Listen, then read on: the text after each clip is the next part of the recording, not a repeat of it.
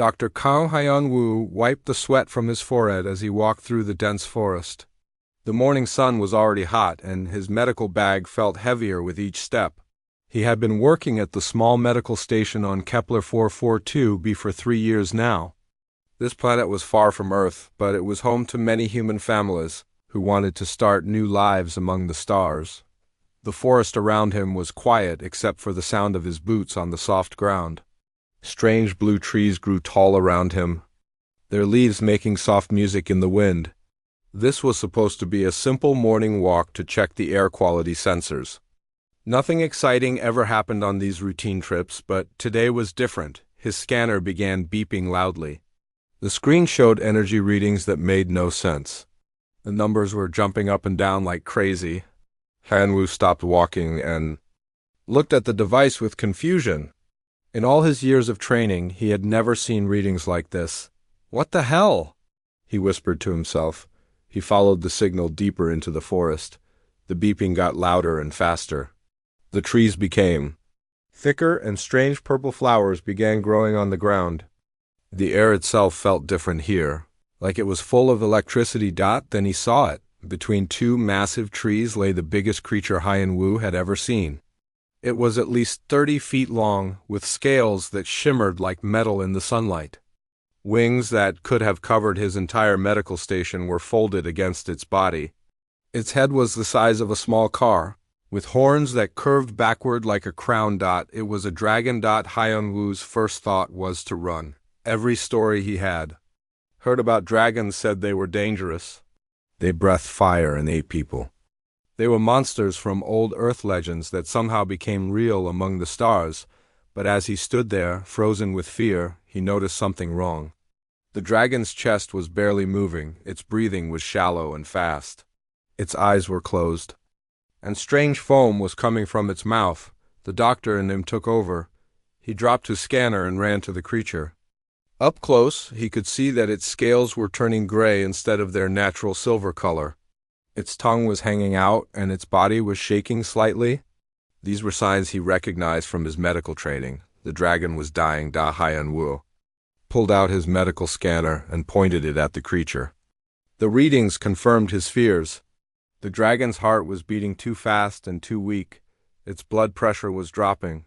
Its body temperature was falling. All signs pointed to cardiac arrest. But what could cause this? Dragons were supposed to be incredibly strong and healthy. Then he noticed something else. The dragon's scales near its chest had a strange green tint to them. He had seen that color before in patients who had been poisoned by the chemicals from the mining operations. The human factories on this planet were pumping toxins into the air. The dragon had been poisoned by the very air it breathed. Hyun-woo looked at the massive creature and felt his heart break. This beautiful, ancient being was dying because of what humans had done to its world. He had to do something, but what could he do? His medical training was for humans, not dragons. He had never seen a dragon's anatomy chart. He didn't know where its heart was or how its lungs worked. Everything he knew about medicine might be useless here. Then the dragon's breathing stopped completely. "No, no, no," Hyun-woo said, dropping to his knees beside the creature's head. "Don't die on me." He placed his hands on the dragon's chest, trying to feel for a heartbeat. The scales were warm and smooth under his palms. He could feel the massive rib cage beneath them, and somewhere inside, a heart that was no longer beating. Without thinking, he began chest COMPRESSIONS. It was like trying to push down on a car. The dragon's chest was huge and incredibly strong. Hyun-woo had to use his whole body weight to make any difference. He pressed down hard, counting in his head the way he had learned in medical school. 1, 2, 3, 4, 5. He tilted the dragon's massive head back and tried to open its mouth. The head was so heavy he could barely move it. Inside, he could see teeth the size of his fingers and a tongue as big as his arm. He took a deep breath and tried to give the dragon mouth-to-mouth resuscitation. It was impossible. The dragon's mouth was too big. He couldn't make a seal with his lips. He couldn't get enough air into those massive lungs, but he had to try something else. He remembered reading about animals that had been revived with different techniques. He pressed his hands against the dragon's chest again, this time searching for the exact spot where the heart should be. Dragons were reptiles, he thought. Their hearts might be in a different place than human hearts. He moved his hands lower on the chest and pressed down again. This time he felt something different, a slight movement under the scales. He had found the heart. For the next 2 hours, Hyun-woo worked without stopping. He pressed down on the dragon's chest, counting compressions. He tried different ways to get air into the creature's lungs. He used every technique he could think of, even making up new ones. His arms ached. His back was screaming with pain. Sweat poured down his face and soaked his clothes. But he didn't stop. He couldn't stop. This creature was depending on him. "Come on," he whispered to the dragon. "Come on, breathe for me." Just when he thought he couldn't continue anymore, he felt it. A flutter under his hands, then another. The dragon's heart was trying to beat again. "That's it," he said, pressing down harder. "Come on, you can do this." The dragon's chest rose slightly. Then again, its eyes fluttered open, revealing pupils, like golden coins. They focused on Hyun-woo's face with an intelligence that took his breath away. The dragon looked at him for a long moment, as if trying to understand what had happened. Then, with a sound like wind through mountains, it spoke a single word in a language Hyun-woo didn't understand. But somehow he knew it meant, "Thank you." The great creature spread its wings and rose into the air. In seconds it was gone, leaving only the memory of golden eyes and the knowledge that Hyun-woo had just saved a life that was older than human civilization itself.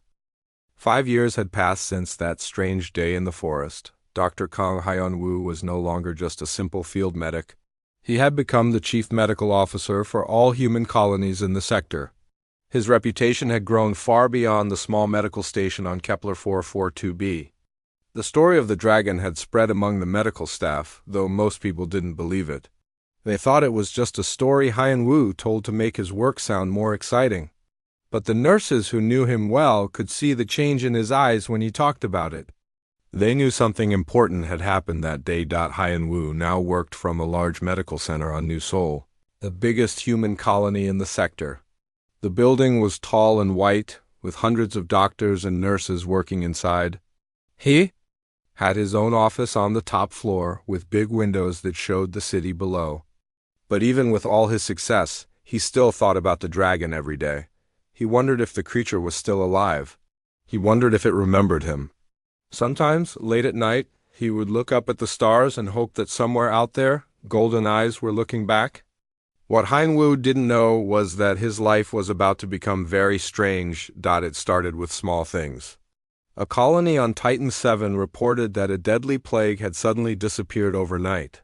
The doctors there couldn't explain it. One day, half the population was dying. The next day, everyone was healthy again. On Miranda Station, a group of miners were trapped underground after a cave-in. The rescue team said it would take weeks to dig them out. But when they arrived at the site, they found that the rocks had somehow moved by themselves.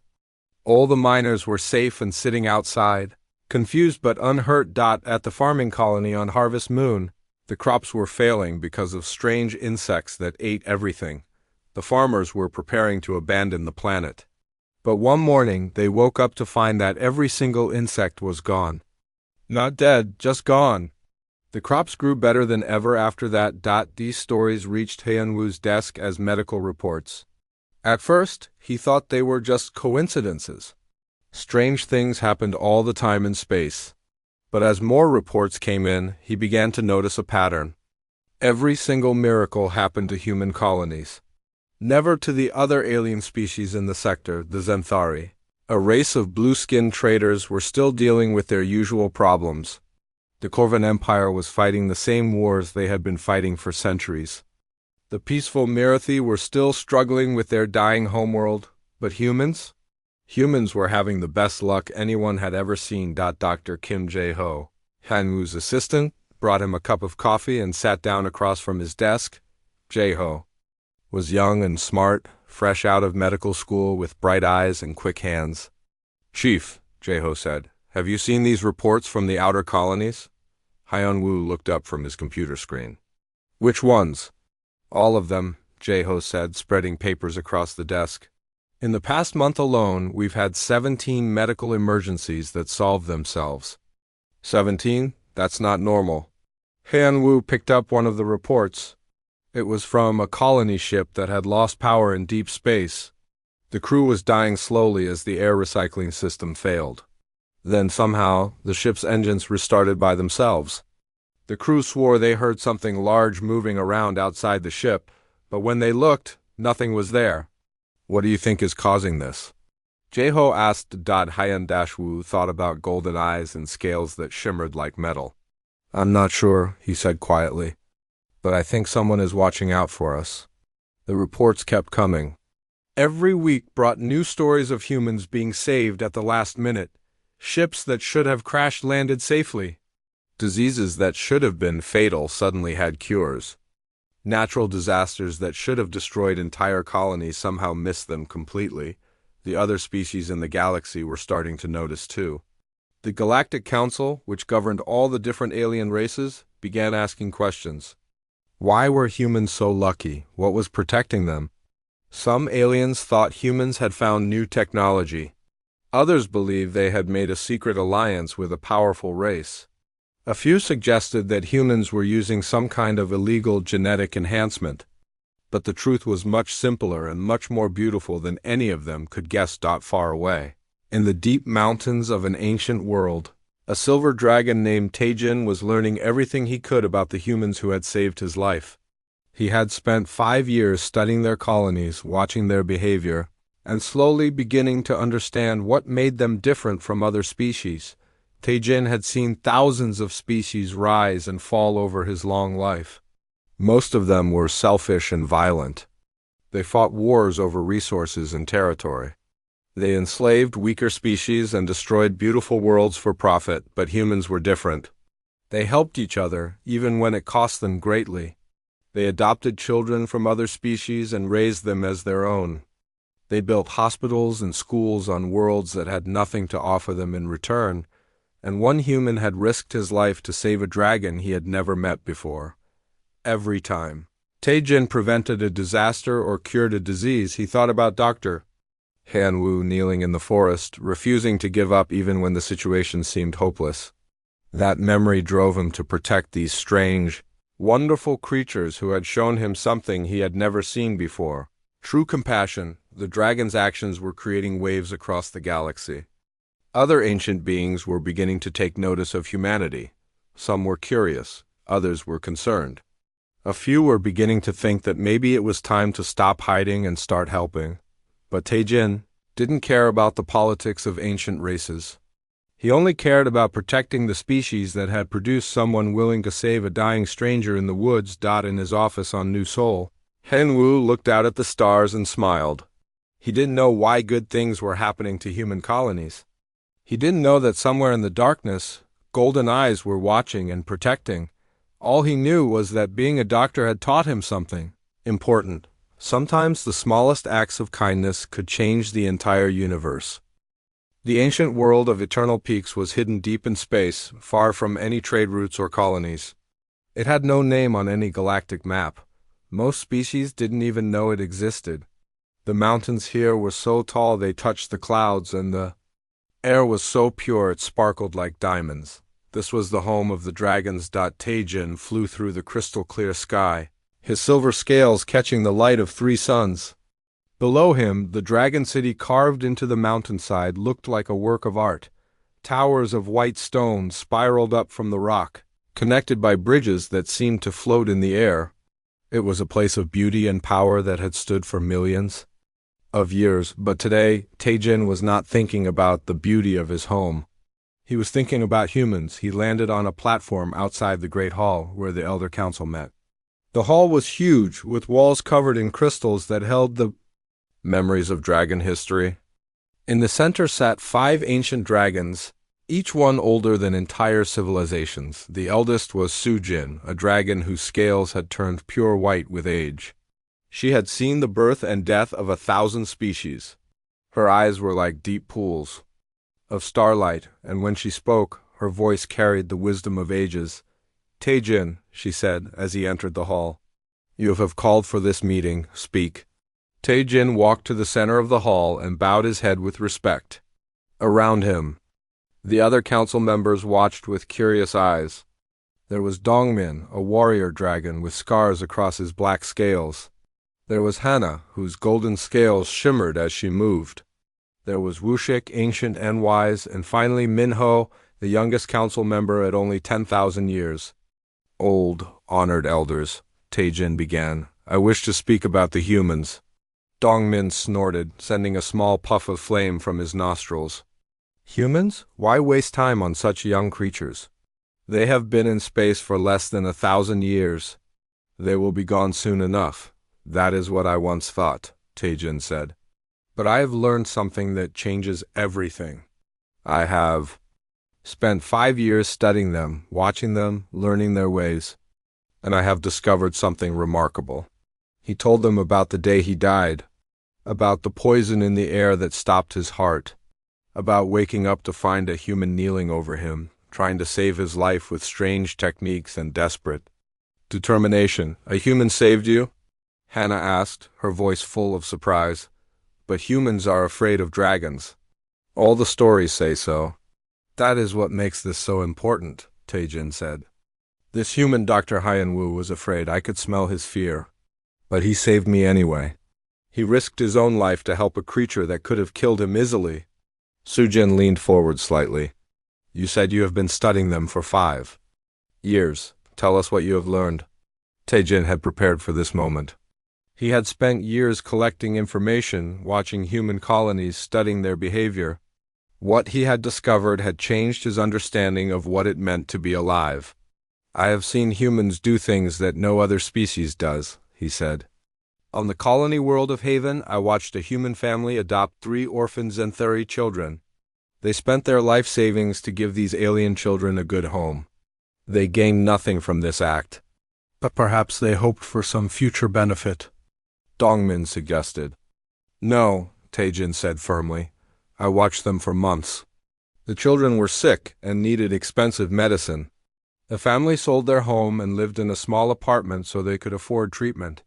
They made themselves poor to help creatures that were not even their own species. He continued with more stories. A human doctor who traveled to a plague-stricken Corvin world and worked without payment until the disease was cured.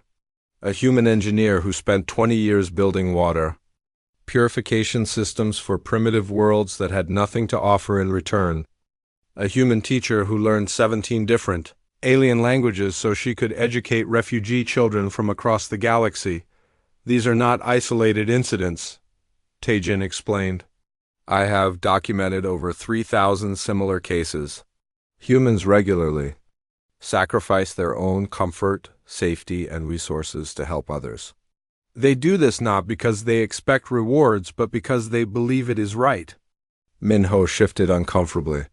But surely they fight wars like all young species do. Yes, they fight, Taejin admitted. But even their wars are different. I observed a human military unit that was attacked by Corvan raiders. After defeating the raiders, do you know what they did? They provided medical treatment to the wounded enemies. They shared their food and water. They helped repair the raiders' ship so they could return home. That is unusual, Wushik said slowly. It gets more unusual, Taejin continued. I watched a human colony ship that was dying in space. Their life support was failing and they had no hope of rescue. But instead of fighting over the remaining resources, they organized a sharing system. The strongest humans gave their food to the weakest. Parents gave their oxygen to children who weren't even their own. They faced death together with dignity and compassion. The council sat in silence for a long moment. These were dragons who had lived for millennia, who had seen the rise and fall of countless civilizations. They had watched species destroy themselves with greed and hatred. They had seen empires built on slavery and conquest. They had learned to expect the worst from all living creatures, but this was different. What do you propose? Sujin asked. Finally, I propose that we were wrong, Taejin said. For millions of years, we have watched younger species and waited for them to destroy themselves. We have never interfered because we believed they were all the same. But humans are not the same. They have something we have never seen before. And what is that? Dongmin asked, though his voice was no longer mocking. Hope, Taejin said simply. They have hope that tomorrow can be better than today. They have hope that they can make a difference. They have hope that even their enemies can become friends. And that hope drives them to do impossible things. He paused, looking at each council member in turn. I have been protecting human colonies for 5 years now. Not because I owe them a debt, but because I believe they deserve to survive. They are something new in the galaxy, something precious. And if we let them die, we will lose something that can never be replaced. The ancient dragons considered his words. For the first time in their long lives, they were being asked to care about a species that was not their own. It was a strange and frightening idea. You ask us to abandon our ways, Sujin said, to interfere with the natural order. This is not a small thing. I ask you to consider the possibility that we were wrong, Taejin replied. That maybe the natural order needs to change. That maybe it's time to stop watching and start helping. Dongmin stood up, his massive form casting shadows across the hall. And if these humans disappoint us? If they prove to be like all the others? Taejin thought of Dr. Hyen Wu, kneeling in the forest, refusing to give up even when hope seemed lost. He thought of all the humans he had watched over the years, making small sacrifices that added up to something beautiful. Then we will have learned something valuable, he said. We will have learned that hope is worth fighting for, even when it seems impossible. The council would spend many days debating Taejin's proposal, but in the end, they would reach a decision. That would change the fate of the galaxy forever, because sometimes even dragons need to learn how to hope. Dr. Kang Hyun-woo stood on the observation deck of the medical ship Healing Star and watched in horror as the Kepler system burned. 3 planets that had been home to millions of people were now nothing but empty space and floating rocks. The void swarm had consumed everything. It had started 6 months ago in the Outer Rim. A small mining station went silent. When the rescue ships arrived, they found nothing. Not just no people, no station, no asteroids, no trace that anything had ever existed there. It was as if someone had erased that part of space completely. Then it happened again. And again, the reports came in faster each week. Entire star systems were disappearing, not destroyed, consumed. Whatever was doing this ate planets, stars, and even the space between them. It left nothing behind but empty darkness, the galaxies. Greatest minds were terrified. The Zenthari, who had technology that could move stars, were helpless. The Corvan Empire, whose war fleets had never lost a battle, watched their strongest ships vanish without a trace. The peaceful Mirathi, who could read minds across vast distances, could sense nothing from the areas where the attacks happened. It was as if the universe itself was being eaten alive. Chief, called Dr. Kim Jae-ho from behind him. We're getting another distress signal. It's from the Aurora colony. He-In-woo turned away from the window. Aurora was a beautiful world where humans had built their first truly peaceful city. Artists and musicians lived there alongside scientists and teachers. It was a place where children played in gardens that grew food from a dozen different worlds. How long do we have? He asked. The scanner show the void swarm will reach Aurora. In 18 hours, Jae-ho said quietly. The evacuation ships can maybe save half the population. Hyun-woo felt his heart sink. They had tried evacuating other worlds, but the void swarm moved too fast. It didn't just consume planets, it consumed the ships trying to escape. Millions of people had already died, and there seemed to be no way to stop it. Sir, said Captain Park Soo-jin from the bridge, we're receiving a transmission from the Galactic Council. They're calling an emergency meeting. The meeting was held on Nexus Station, the giant space station that served as the galaxy's capital. Representatives from every major species gathered in the Great Assembly Hall. Han Wu had never seen so many different aliens in one place. There were tall, blue Xanthari with their crystal eyes. There were the warrior Corvins with their heavy armor. There were tiny squeakers who spoke in musical tones, and massive rocklings who looked like walking mountains. But despite all their differences, they all had the same expression on their faces: fear. Admiral Chun Wei-Ming, the human representative, stood at the podium. She was a small woman with gray hair and tired eyes, but her voice was strong and clear. "The Void Swarm has consumed 47 star systems," she announced. "Our best estimates say it will reach the core worlds within 3 months. If we cannot find a way to stop it, our entire civilization will be extinct within a year." The hall erupted in frightened voices. Representatives shouted questions and demands. Some blamed humans for bringing this curse upon the galaxy. Others insisted their own species should be evacuated first. "Order!" Admiral Chun called out. "We need solutions, not panic." A tall Xanthari scientist named Zix4471 stood up. "We have analyzed the Void Swarm's technology. It is millions of years more advanced than anything we possess. Our weapons cannot harm it. Our shields cannot stop it. It learns from every attack and becomes stronger. What about evacuation?" asked a Corvin general. "We could move our populations to other galaxies." "Impossible," replied a Mirathi philosopher. "The Void Swarm moves faster than our fastest ships. It consumes space itself. There is nowhere to run." Han Wu listened to the debate with growing frustration. Everyone was focused on fighting or running. But his medical training had taught him to think differently. When a patient was dying, you didn't just treat the symptoms. You found the cause of the illness and healed it. "May I speak?" he asked, standing up. The hall fell silent. Most of the representatives didn't know who he was. To them, he was just another human doctor. "I am Dr. Kong Hyun Woo," he said. "I serve as Chief Medical Officer for the human colonies. I have treated patients from 30 different species. I have seen diseases that seemed impossible to cure. And I have learned something important." He paused, looking around the room at all the frightened faces. "Sometimes the best way to fight a problem is not to fight it at all.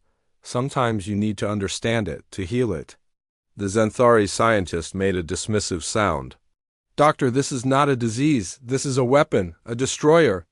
"It cannot be healed." "How do you know?" Hyun Woo asked. "Have you tried to communicate with it? Have you tried to understand why it's doing this?" "It's a machine," the scientist replied. "Machines don't have reasons. They only have programming." "Then maybe we need to find out who programmed it," Hyun Woo said. "And why?" The debate continued for hours, but no solutions emerged. The galaxy's greatest leaders had no idea how to stop the Void Swarm. They were like doctors trying to treat a disease they didn't understand. As the meeting ended, Han Wu walked through the station's corridors. Refugees from destroyed worlds filled every available space. Families huddled together, their faces empty with loss. Children cried for homes they would never see again. He stopped at a medical station, where volunteers were treating the wounded. A young Xanthari girl had been injured during the evacuation of her world. Her crystal eyes were dim with pain and fear. Han Wu knelt beside her and began cleaning her wounds. "Will the bad thing come here too?" she asked in broken human speech. Han Wu looked into her frightened eyes and made a decision. "I don't know," he said honestly. "But I promise you that good people are working very hard to stop it. And sometimes when good people work together, impossible things become possible." The girl smiled slightly and closed her eyes.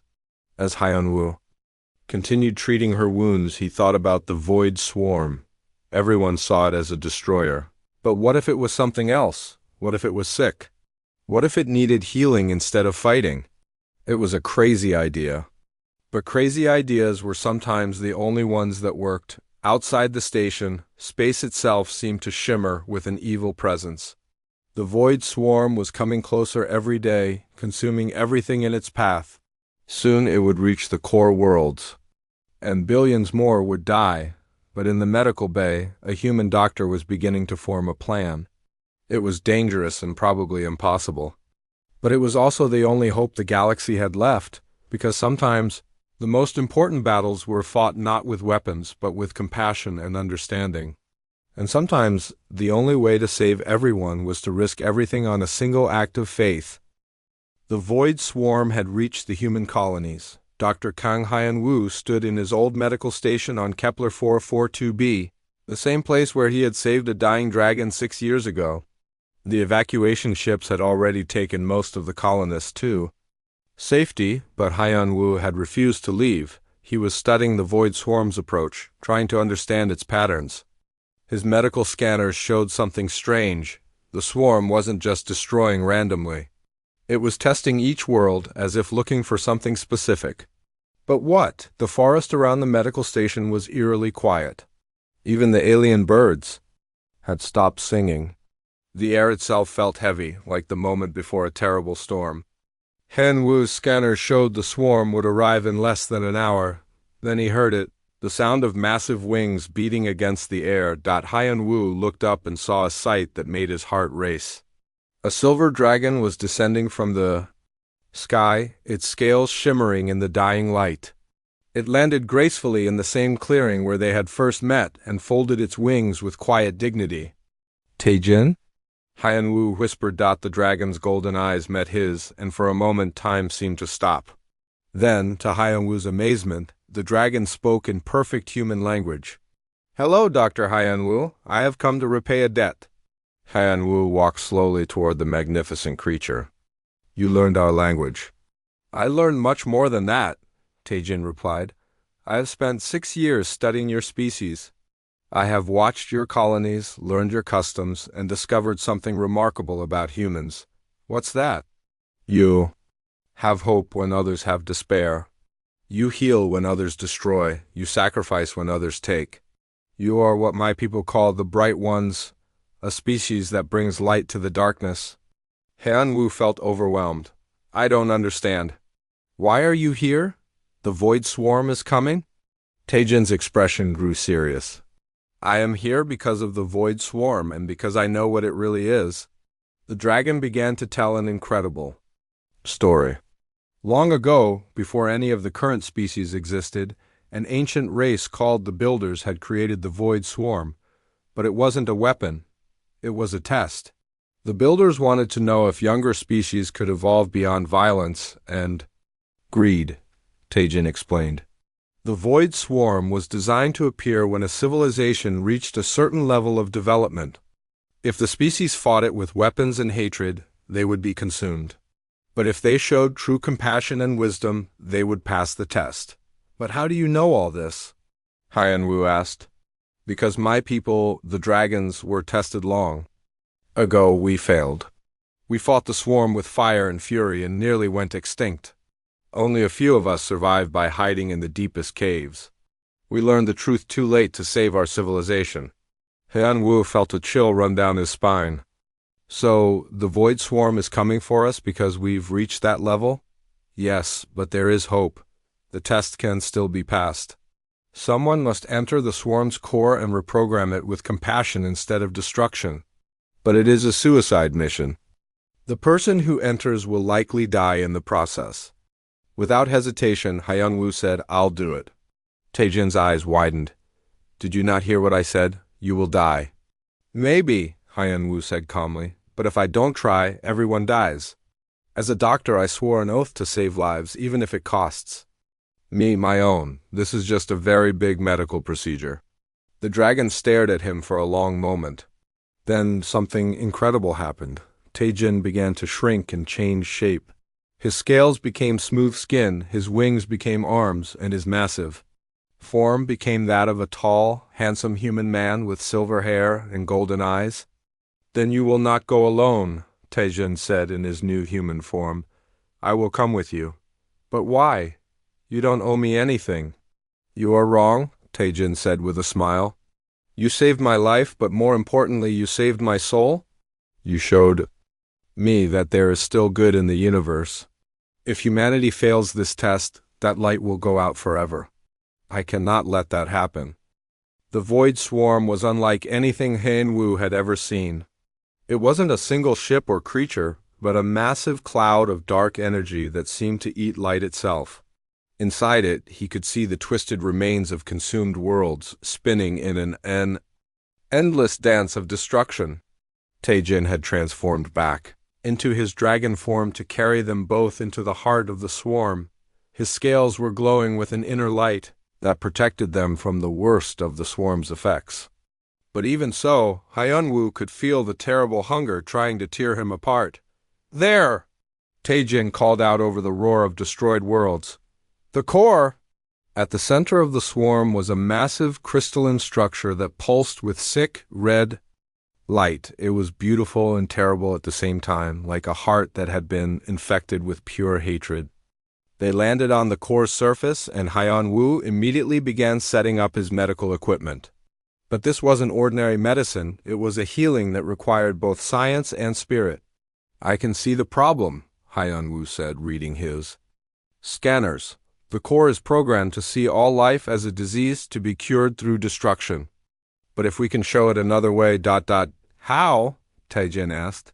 "The same way I saved you," with compassion and stubborn refusal to give up. Hyunwoo placed his hands on the crystal surface and began the most important medical procedure of his life. But instead of using drugs or surgery, he used something much more powerful, his memories of every life he had ever saved. He thought about the Zenthari child he had treated after her world was destroyed.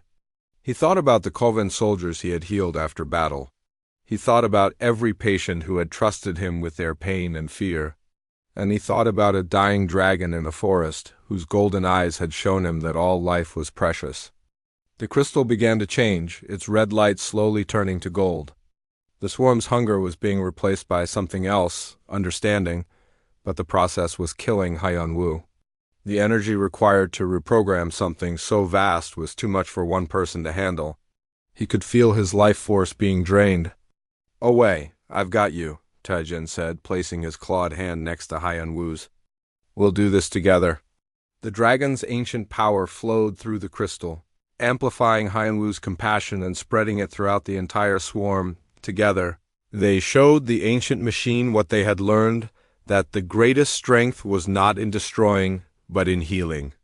The void swarm shuddered and began to change. The dark energy became bright light. The twisted remains of worlds began to reform. The hunger became a desire to protect and nurture. As the transformation completed, Hyunwoo collapsed. The effort had nearly killed him, but Taejin's healing power kept him alive. They had done it. They had turned a weapon of destruction into a guardian of life. "We did it," Hyunwoo whispered. "Yes," Taejin said, helping him to his feet. "And now the real work begins." The transformed swarm began to repair the damage it had caused. Dead worlds came back to life. Consumed species were restored. The galaxy itself seemed to breathe again. But more importantly, the ancient dragons emerged from their hiding places to help rebuild. Inspired by the courage of one human doctor and the loyalty of one dragon prince, they decided to stop watching and start caring. Years later, Dr. Kang Hyunwoo stood in the courtyard of the first interspecies medical academy. Students from dozens of different worlds learned together, sharing knowledge and compassion across the boundaries of species and culture. Beside him stood Taejin, now permanently in human form, serving as the academy's co-director. Together, they had built something beautiful from the ashes of near extinction. "Do you ever regret it?" Hyunwoo asked. "Giving up your dragon form to help build this place?" Taejin smiled, his golden eyes twinkling. "A wise doctor once taught me that the greatest healing comes from sacrifice. Besides, I discovered something wonderful." "What's that?" "It doesn't matter what form you take. What matters is the size of your heart. And humans have taught me that hearts can be infinitely large." As the sun set over the academy, students from across the galaxy worked together to heal the sick and comfort the afraid. It was a sight that would have been impossible before, but then again, impossible things had a way of becoming possible when people cared enough to try. The universe was a little brighter, a little kinder, and a little more hopeful. And it all started with one human doctor who refused to let a dying dragon give up. Sometimes the smallest acts of compassion can change everything.